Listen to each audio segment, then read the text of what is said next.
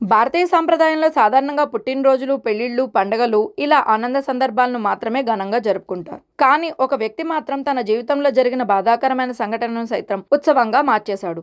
వివాహ బంధం నుంచి బయటపడిన రోజు తల్లి చేతుల మీదుగా పాలాభిషేకం చేయించుకుని హ్యాపీ డివోర్స్ కేక్ కట్ చేశాడు. ఈ విచిత్రమైన వీడియో ఇప్పుడు సోషల్ మీడియాలో తెగ వైరల్ అవుతోంది. బీర్దార్ డీకే అనే వ్యక్తి తన సోషల్ మీడియా అకౌంట్లో ఈ వీడియో షేర్ చేశాడు. అందులో మొదటగా తల్లి చేతుల మీదుగా పాలతో స్నానం చేసి తర్వాత సాంప్రదాయ దుస్తుల్లో కుర్తా, షూస్ వేసుకొని అద్దం ముందు నిలబడి నవ్వుతూ కనిపించాడు.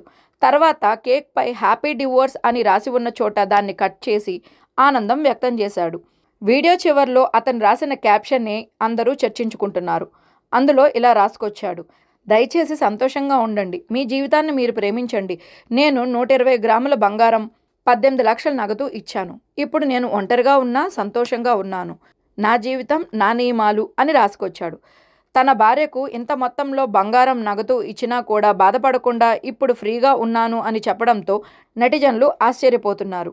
దీంతో ఇతను పెట్టిన వీడియోకు నెటిజన్ల నుంచి విభిన్నమైన స్పందనలు వస్తున్నాయి. దాంట్లో ఒకరు ఇలా కామెంట్ చేశారు: బ్రో, తులం బంగారం 1,30,000 ఉన్న ఈ టైంలో 12 తులాల బంగారం 18 లక్షలు ఇచ్చావా?